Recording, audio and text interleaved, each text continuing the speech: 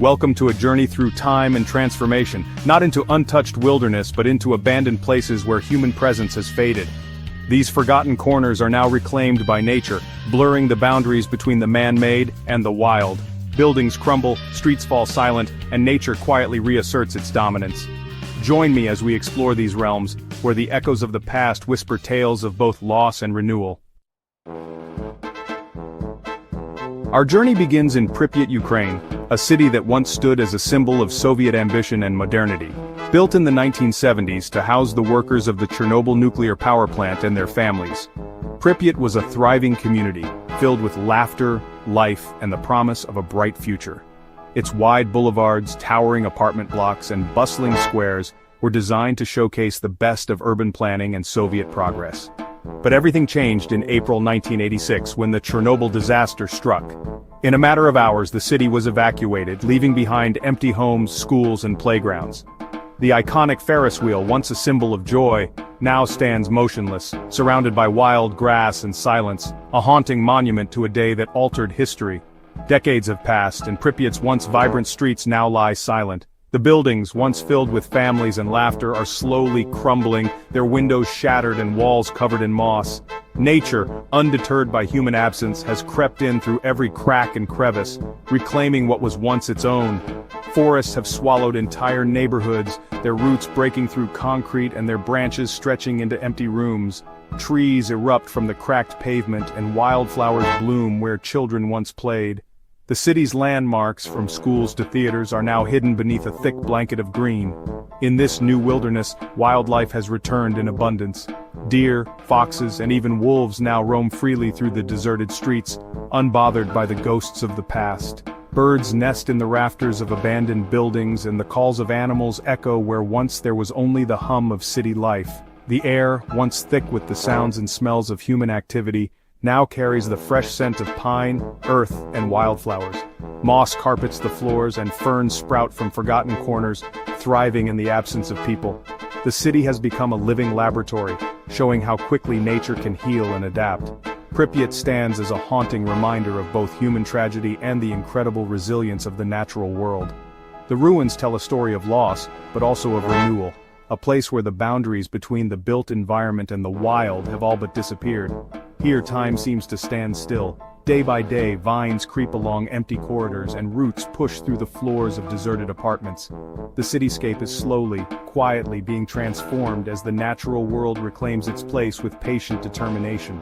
Pripyat is forever scarred by the events of 1986, but it is also forever reborn. The contrast between decayed architecture and lush regrowth is striking, a powerful testament to the cycles of destruction and renewal that shape our world. Today, Pripyat offers us a rare glimpse into a possible future, one where, in the absence of people, nature flourishes and the earth begins to heal. It is a place of both warning and hope, reminding us of the delicate balance between humanity and the natural world, and the enduring power of life to reclaim even the most unlikely places. Next, we journey to the hauntingly beautiful Kolmanskop, Namibia, a ghost town that stands as a testament to the unstoppable force of the Namib Desert. Once this place bustled with life and ambition, its streets echoing with the footsteps of diamond miners and their families. Today, Kolmanskop is a silent witness to the passage of time, slowly being swallowed by the sands that surround it. In its heyday, Kolmanskop was a thriving diamond mining town, filled with grand homes, a hospital, a school, and even a theater. The promise of fortune drew people from far and wide, transforming this remote outpost into a symbol of prosperity. But as the diamond rush faded and resources dwindled, the town was abandoned, leaving behind a landscape of sand-filled ruins and memories lost to the wind. The relentless desert sun now beats down on skeletal buildings, their once vibrant paint faded to pale hues, and windows shattered by time and the elements. The walls, once sheltering laughter and dreams, now stand exposed to the harsh winds, slowly crumbling under the weight of history. Sand, carried by the ever-present desert breeze, invades every room, forming gentle dunes where families once gathered for meals and celebrations. Doorways and windows are choked with golden grains, erasing the boundaries between inside and out, and turning each building into a surreal blend of architecture and nature. Yet even in this seemingly inhospitable environment, life finds a way.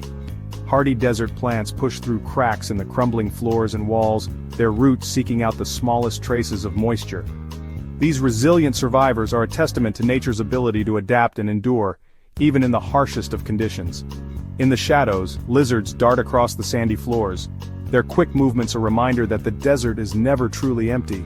These agile reptiles have made the ruins their home, thriving in the quiet solitude left behind by humans.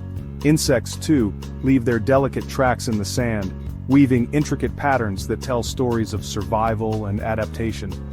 Beetles and ants scurry across the sunlit rooms, their presence a subtle but constant sign of life's persistence. Kolmanskop stands as a stark reminder of nature's power to reclaim what was once hers. The desert, patient and unyielding, slowly erases the marks of human ambition, enveloping the town in a quiet, golden embrace. Here, the past is not simply forgotten, it is gradually swallowed by the shifting dunes, each gust of wind carrying away another piece of history. The transformation is both beautiful and melancholic, a visual poem written in sand and silence. The story of Kolmanskop is one of loss, but also of transformation. Old photographs reveal a vibrant community, now replaced by hauntingly beautiful ruins. The town's decay is not just an end, but a new beginning, an ongoing dance between human legacy and the unstoppable forces of nature. The desert, relentless and beautiful, always prevails. In Kolmanskop we see the delicate balance between creation and destruction, and are reminded that in the end, nature reclaims all that we leave behind. Our journey now takes us to the haunting silhouette of Hashima Island, set adrift in the vast sea of Japan. Once a bustling coal mining hub, this island was a marvel of human ambition, a concrete fortress rising defiantly from the waves, packed with workers and their families. For decades, its towering apartment blocks and industrial facilities echoed with the sounds of daily life, industry, and community. But when the coal ran out and the mines closed in the 1970s, Hashima was abandoned almost overnight, leaving behind a ghostly cityscape frozen in time. Today, these crumbling apartment blocks and deserted streets stand as silent witnesses to a bygone era. The windows, once filled with light and laughter, now gape empty, their glass shattered and frames rusted by decades of salt and wind. The echoes of footsteps and voices have faded, replaced by the soft rustle of leaves and the distant cry of seabirds. Over the years, nature has crept in with quiet determination. Vines snake their way up the sides of buildings, weaving through cracks and broken masonry.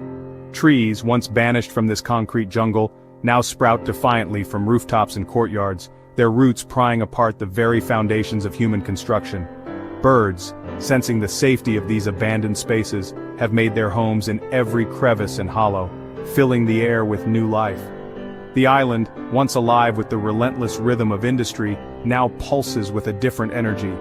The clang of machinery has been replaced by the calls of seabirds wheeling overhead, their wings casting fleeting shadows over the empty ruins.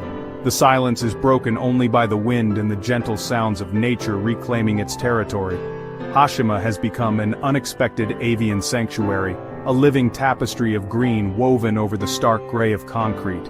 Wild plants and grasses have taken root in every available space, softening the harsh lines of the ruins. Birds of all kinds now thrive here, from tiny sparrows to majestic seabirds, their songs echoing through the empty corridors and open courtyards.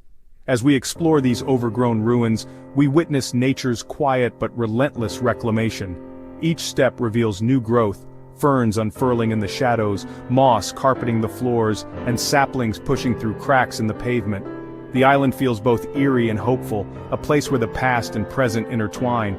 Even the most imposing structures, once symbols of human dominance over nature, eventually yield to new life. The concrete that once kept nature at bay now crumbles beneath the persistent force of roots and rain. Trees grow inside what were once living rooms and offices, their branches reaching for the sunlight that streams through broken roofs. Hashima Island stands as a powerful reminder of time's unending cycle, decay, renewal, and rebirth. Where once there was only industry and concrete, now there is a flourishing ecosystem, a testament to nature's ability to heal and transform even the most desolate places.